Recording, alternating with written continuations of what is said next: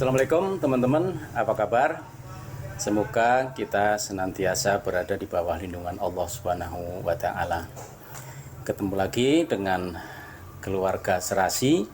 Terima kasih sudah mampir di channel ini. Semoga ada manfaat yang bisa kita ambil. Teman-teman sekalian, pada siang hari ini sengaja saya ketemu dengan Pak Sya'ban Jamil.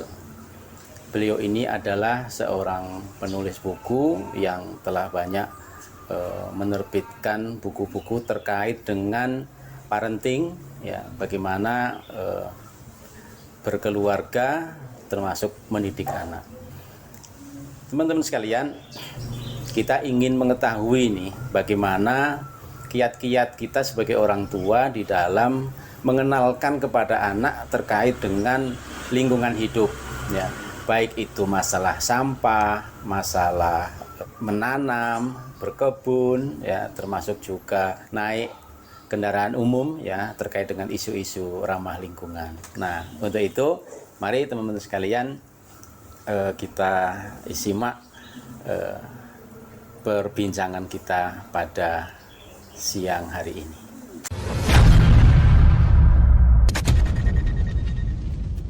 Assalamualaikum Pak Sya'ban. Waalaikumsalam warahmatullahi wabarakatuh. Apa kabar Pak? Alhamdulillah sehat, Pak Mur. Alhamdulillah. Terima kasih Pak Sya'ban sudah bersedia hadir di sini untuk kita berbincang-bincang. Ya. Nah, seperti yang tadi sudah kami sampaikan di pengantar, tapi sebelumnya silakan langsung memperkenalkan diri saja, ya. Dan nanti langsung Pak Sya'ban Jamil sampaikan apa yang bisa menjadi hal-hal penting yang perlu diketahui oleh banyak orang. Silakan Pak Sya'ban. Ya, terima kasih Pak Pur. Salam jumpa dengan saya Sya'ban Jamil. Tadi sudah diperkenalkan, saya salah seorang penulis buku dan alhamdulillah sudah ada 9 buku yang terbit. Dan di antara buku yang terbit itu berkaitan dengan parenting keluarga. Saya salah satu concernnya adalah pendidikan dalam keluarga, karena segala sesuatu yang berkaitan dengan manusia itu ternyata awalnya dari rumah.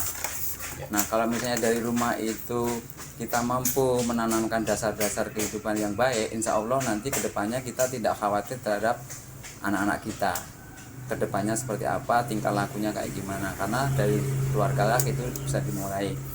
Nah, misalnya contoh saya membuat ini contoh buku yang saya buat di dalam keseharian saya berkaitan dengan keluarga.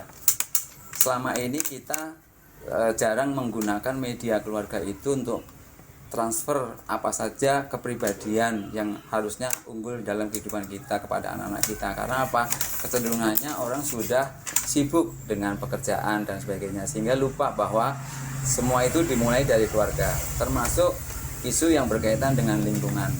Padahal pendidikan itu tidak harus serta-merta diberikan dengan top down, tapi juga bisa dilakukan dengan cara bermain dengan keseharian anak kita. Misalnya contoh, kita ingin berbicara tentang kebersihan rumah tangga kita. Misalnya kan kita punya waktu libur Sabtu atau Minggu misalnya Pak Pur. Itu kan kita bisa tuh sambil nguras-nguras bak mandi, terus membersihkan halaman dan sebagainya. Kita ajak rame-rame anak-anak kita, nyapu bersama, ngepel bersama. Anak-anak itu main air senang banget waktu itu. Jadi sejak kecil saja dia kalau diajak main air senang banget. Karena apa? Kita nyiram tanaman, membersihkan kebun, kita bekerja keras tapi anak suka dengan kegiatan itu. Kan main air seneng banget tuh mereka. Tanpa terasa kegiatan menanam kebun, menanam bunga di kebun kita itu sudah menanamkan pendidikan kita cinta kepada lingkungan, tanaman dan sebagainya. Itu satu. Yang kedua, di sana juga membuang sampah. Jadi setelah kita berkebun itu ada sampah-sampah daun, ada sampah-sampah kotoran yang harus kita kumpulkan. Ajak ada anak itu, ayo kita pungut bersama-sama di tempat sampah yang sudah kita sediakan. Tanpa sadar kalau perilaku itu sudah tertanam sejak kecil, mereka akan ingat bahwa kita nggak boleh membuang sampah sembarangan. Dengan cara apa? Dengan cara bermain saja. Anak kan seneng tuh main, sambil main air, sambil nyiram-nyiram itu terus mengutin sampah-sampah, kemudian mencabuti rumput-rumput itu. Tangan mereka masih kecil-kecil, tapi kan nggak apa-apa. Ya, yang kecil aja yang dia bisa lakukan pada waktu anak kecil itu. Dia senang melakukannya bersama keluarga. Nanti ibu kita juga memberi hidangan, menyiapkan makanan, minuman, santai. Jadi dalam suasana kebersamaan dalam keluarga itu tertanam. Bahkan itu akan benar-benar tercermin ketika kita sudah punya anak itu dewasa. Contohnya apa? Ketika kita di jalan misalnya gini, lihat sampah atau lihat orang buang sampah saja, anak kita akan berbicara kepada kita, Pak, itu kok ada yang sembarangan buang sampah di jalanan dengan seenaknya dari mobilnya.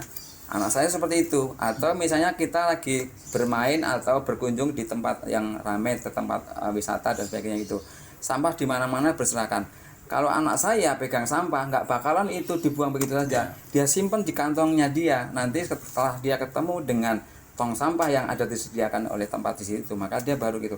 Itu aja sudah tercermin, kelihatan. Oh, dulu waktu kecil karena sudah kita ajak memperhatikan sampah. Itu satu. Yang kedua, berkaitan dengan lingkungan. Kita juga ajak tuh waktu kecil kita sering santai sepedaan keliling kampung, keliling gitu. Itu apa? Cinta lingkungan terhadap lingkungan kita. Tuh, ada kehidupan sawah, kehidupan yang sejuk, yang segar. Nah, ini semua akan memberi keleluasaan kita bernafas. Kalau misalnya banyak pohon yang hidup di dalamnya, maka aliran oksigen akan terjaga di wilayah kita. Tapi kalau misalnya ini tidak ada pohon-pohon yang melindungi kehidupan kita, maka kemungkinan kita akan sulit untuk bernapas nantinya. Apalagi di tengah kota, waduh, polusi di mana-mana. Tanpa kehadiran tanaman dan sebagainya, kita tidak akan mendapatkan cakupan oksigen yang cukup. Berarti Gitu. dari yang Pak Jamil tadi sampaikan, peran orang tua itu sangat vital ya. Betul. Untuk bisa mentransfer pendirian atau sikap orang tua terhadap lingkungan untuk ke anak ya. Betul. Jadi betul. kalau orang tuanya itu tidak peduli, ya berarti dia juga tidak peduli juga ya dengan anak seperti itu. Ya, menurut saya itu hal yang sangat betul. Karena apa? Sebetulnya kita tidak perlu harus menggurui dia, mengajarkan dengan kata-kata, tapi tindakan saja. Ayo nah, kita bermain yuk gitu.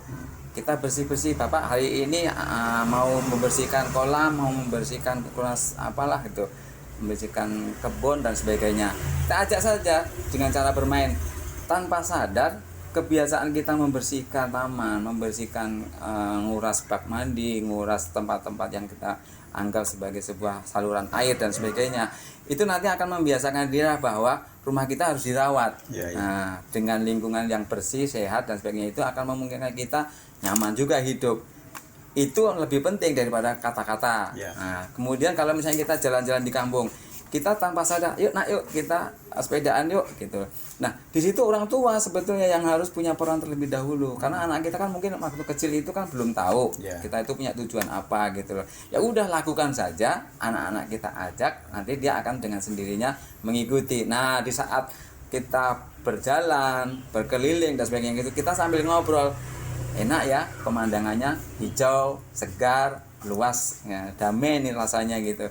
Enak nggak? Nah, enak pasti. Nah, seperti itu, Pak. Terus kira-kira orang tua bisa memberikan input kepada anak itu kan waktunya kan terbatas, Pak ya.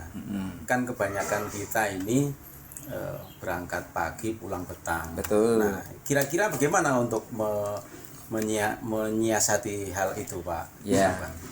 Sering kali orang perkotaan atau orang yang sibuk itu menganggap bahwa yang penting adalah quality time atau waktu yang berkualitas daripada quantity time. Tapi mereka lupa quality time itu diperoleh dari quantity time.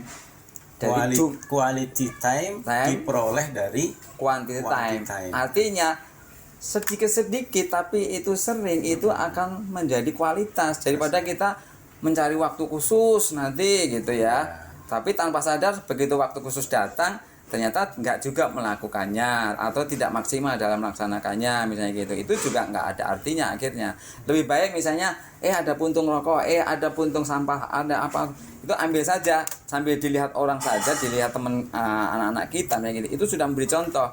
Itu sedikit waktunya, tapi kalau terkumpul sering-sering begitu, itu akan menjadi kualitas. Nah seperti itu.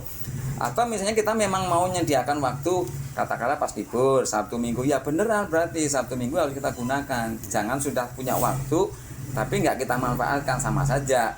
Oleh karena itu kalau saya membiasakan anak-anak saya itu Sabtu atau Minggu, yuk kita lakukan sesuatu yang penting dalam pengayaan mereka dalam kehidupan. Meskipun dia waktu itu masih kecil, ya nggak apa-apa, sesuai dengan dirinya aja pada saat itu usianya seberapa. Nah gitu Pak. Terus begini Pak Saban, zaman sekarang ini kan berbeda dengan masa kita awal-awal berumah tangga. Yeah. Ini kira-kira bagaimana ini menghubungkan antara kualitas waktu pertemuan antara orang tua dengan anak gitu.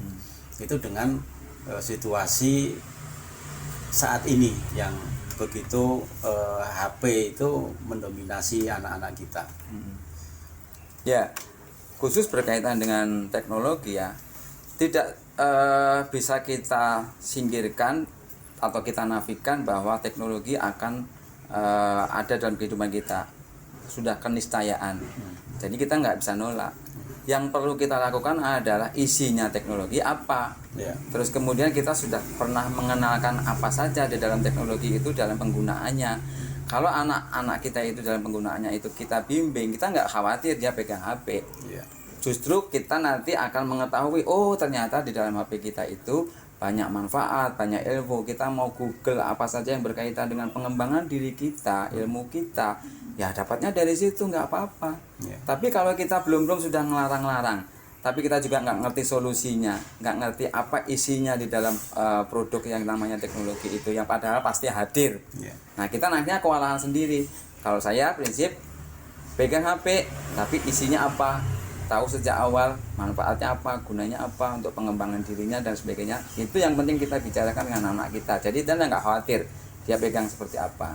Baik, jadi seperti itu ya teman-teman ya, gambaran sekilas terkait dengan strategi mendidik anak terkait dengan ya tidak, tentu hal itu tidak hanya lingkungan hidup saja ya, hal-hal yang lain. Orang tua harus memiliki kemampuan juga ya, harus memiliki kemampuan, juga harus mampu memberikan contoh kepada anak sehingga anak itu akan tertanam prinsip-prinsip itu sampai kepada dia dewasa.